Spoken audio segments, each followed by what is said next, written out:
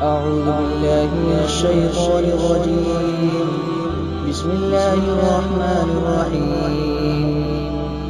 عما يتساءلون عن النبأ العظيم الذي هم فيه مختلفون كلا سيعلمون ثم كلا سيعلمون.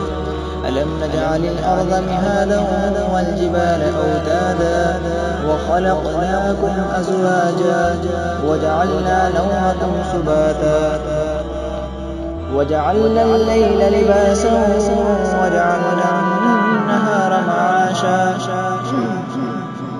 وبنينا فوقهم سبعا شدادا وجعلنا سراجا وهاجا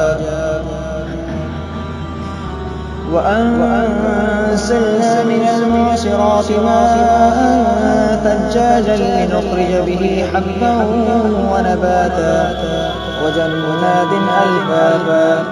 إن يوم الفصل كان ميقاتا يوم ينفخ في الصور فتأتون أفواجا وفتحت السماء فكانت أبوابا وسيرت الجبال فكانت سرابا.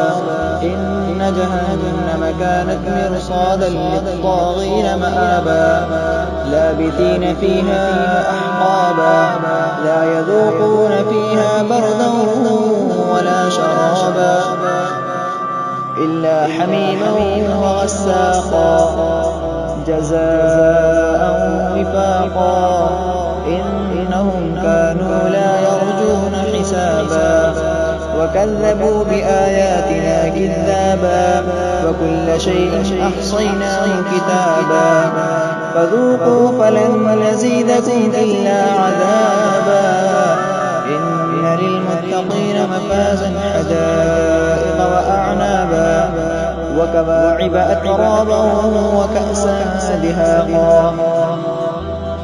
لا يسمعون فيها لغوا ولا كذابا جزاء من ربك عطاء حسابا. رب السماوات والأرض وما بينهما الرحمن لا يملكون منه خطابا.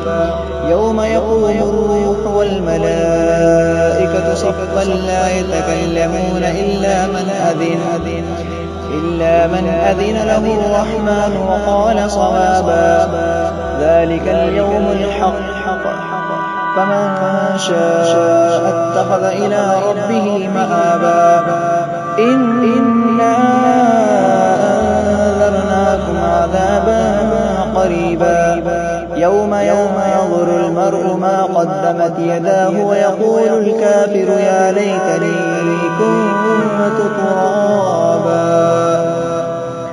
صدق الله العظيم.